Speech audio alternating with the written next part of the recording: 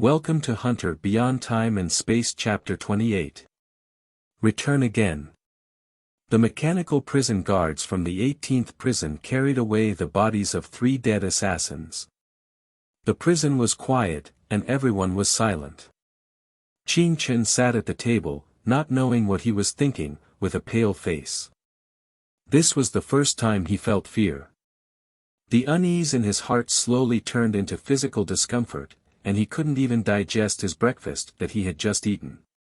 Teachers at school taught him what functions and subject-verb-object were. His parents taught him how to use chopsticks, how to wash clothes, and how to take care of himself. But no one taught him what death really was. This kind of thing, you only know if you have seen it with your own eyes, how shocking it is to see life dissipate before your eyes.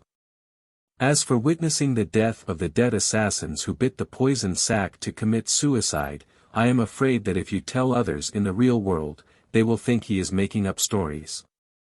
Li Shu Tong looked at Qing Chen and asked, "Is this your first time witnessing death?" Qing Chen responded, pursing his lips. "Are you afraid?" Li Shu Tong asked. "A little bit," Qing Chen nodded. "Do you know that everyone has 2 lives?" Li Shu Tong smiled and said, "The second life begins when you realize that life is only once. From that moment on, you will begin to tell yourself the importance of time and be acutely aware of how much time you have wasted." For some reason, the more scared Qing Chen was at this moment, the calmer he became inside. He examined his past and contemplated his future. Li Shu Tong looked at him and asked, "These 3 dead assassins probably came for me, so help me find them. Consider it a favor owed to you, and you can exchange it for something with me. What do you want?" Since they started playing chess, Li Shu Tong had asked him several times what he wanted in exchange. Qing Chen said, "I want a list of members of the Li family consortium." "Strange," Li Shu Tong said, "why don't you exchange it for a way to become extraordinary? There aren't many people in this world who can make me owe them a favor, but the only person who doesn't cherish the opportunity is you." Qing Chen thought for a moment and said, "Because this little thing is not equivalent to your secret value. I can't exchange a chance to become extraordinary with this kind of thing." Li Shu Tong smiled and said, "How do you know if you don't try?" Qing Chen continued, "Moreover, when the time is right, you will give it to me yourself, no need to exchange." Li Shu Tong's smile became more and more intense.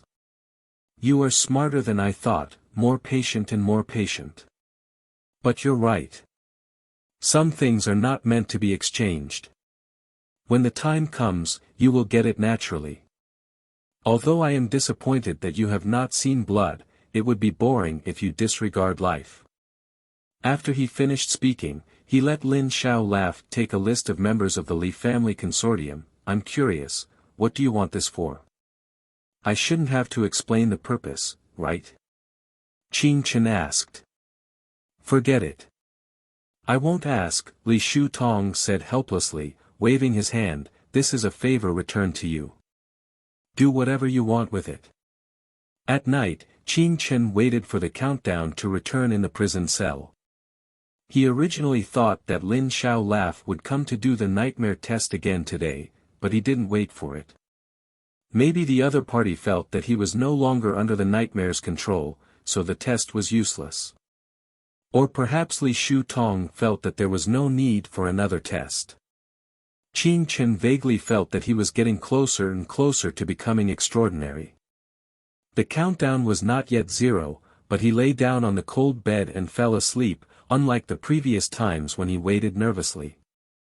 After witnessing death this time, he became more calm. When he opened his eyes again, he was already lying in his small room on Xingshu Road, and the chirping of birds came from outside the window. It was already dawn. He looked at the white lines on his arm, the countdown, 40 hours 20 minutes and 21 seconds. It looked like it was another 2 days. The process of crossing is silent, even the sleeping cannot be awakened, Qing Chen thought to himself.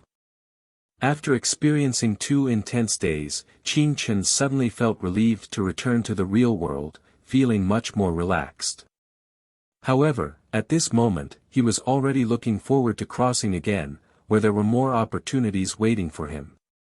He put on his school uniform and prepared to go out. As soon as he opened the door, he saw Jiang Shui leading Li Tongyun. "Good morning, Aunt Jiang Shui, is everything okay with this crossing?" Qin Chen asked. "It's fine," Jiang Shui smiled, "I'm taking Xiaoyun to school. Come to our house after school. I'll buy some fish and pork ribs to celebrate." "Celebrate what?" Qin Chen wondered. "I'll tell you tonight. You'll see," Jiang Shui smiled and left, leaving Qin Chen thoughtful. On the way, Qin Chen opened his phone and stared at the hot searches, wanting to see what new and exciting things happened after this crossing. Sure enough, a hot search caught his attention. Foreign news reported that someone was selling intelligence on the dark web, saying that killing a crosser would not inherit the opportunity to cross again. Qin Chen was stunned when he saw this news because behind these few words, it meant that a living life had disappeared. Reality is often more bloody than words. When he arrived at school, he found that a large group of people had gathered in the next class. Qin Chen grabbed his class's study committee member Yu Junyi, who was on the outer edge of the crowd, and asked, "What's going on? Why are you all looking?" Yu Junyi explained, "Didn't you say that there was a crosser in the next class named Lu Dezhu? He just came to school, and everyone is asking him about his crossing." Qin Chen was taken aback. He didn't expect the other party to come to school. "You know, this guy was taken away by mechanical prison guards as soon as he entered, and Qin Chen didn't see him again during the 2 days of this crossing." According to Qin Chen's estimation, he thought that the other party would be psychologically shadowed, and then apply for a leave of absence like Huang Jixian did. He didn't expect the other party to be sitting in the classroom like nothing had happened now. At this moment, Lu Dezhu was surrounded by classmates, and someone asked loudly, "Where did you appear after crossing?" "Yes, what identity did you have when you crossed? Why don't you have a mechanical body? I've seen many crossers with mechanical bodies. Did you really cross? You're not joking, are you?"